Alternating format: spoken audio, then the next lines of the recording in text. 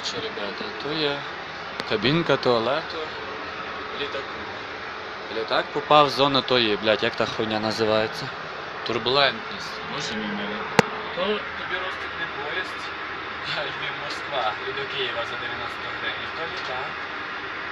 Мені реально трохи стрьомно, ребята, мені як би ще реалізовуватись треба, концерти давати.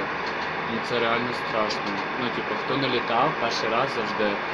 Мені друг каже, та то як перший секс. Ніхуя то неправда. Перший секс, то ти знаєш, ти контролюєш процес. А тут як би тебе контролюють. Не знаєш, куди той самоліт Боже, ну реально трохи стрьомно. Але все буде добре. Мені прийшла відповідь від вищих сил, що я для них набагато дорожчий, ніж просто, щоб я помер. Бо якщо б я... Ну, я вже давно мав померти. Я вже стільки раз мав померти, а мене все завжди щось спасає. У мене є своя місія. Місія бути мега популярним артистом. З вами був Ростик Габа, люблю вас.